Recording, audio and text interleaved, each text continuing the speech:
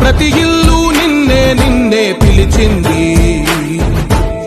ప్రతి గడప నీకే స్వాగతమంటోంది, ప్రతి మనసు నువ్వే గెలవాలంటోంది.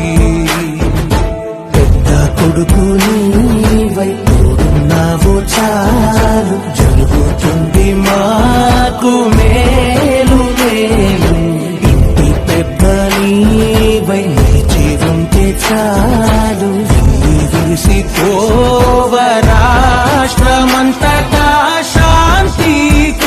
ఈ రోజు నేను మూడో శనివారం కందుకూరుకు వచ్చాను. స్వర్ణాంధ్ర స్వచ్ఛాంధ్ర కార్యక్రమంలో మీలో ఒకటిగా భాగస్వామి కావడానికి వచ్చాను. ఇప్పుడే చాలా మంది మాట్లాడారు. కొంతమంది బయట ప్రపంచానికి చెప్పకపోయినా ఈ రోజు పార్వతీపురం నుంచి వచ్చారు, మచిలీపట్నం నుంచి వచ్చారు. ఒక నమ్మిన సిద్ధాంతం కొరకు స్వచ్ఛందంగా పనిచేసే పరిస్థితికి వచ్చారు.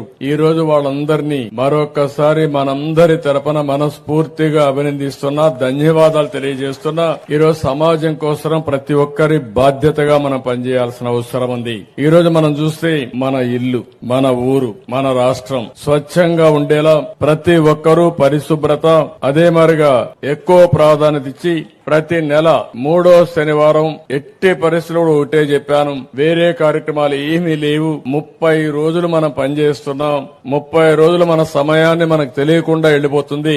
ఒక్కరోజు ఒకే విషయం పైన స్వచ్ఛ ఆంధ్రప్రదేశ్ ను కాపాడుకోవడానికి, ఆంధ్రప్రదేశ్ రాష్ట్రాన్ని స్వచ్ఛ రాష్ట్రంగా స్వచ్ఛ ఆంధ్రప్రదేశ్ గా చేస్తామని మీరందరూ కూడా సంకల్పం చేయడానికి ఈ రోజు పెట్టాం.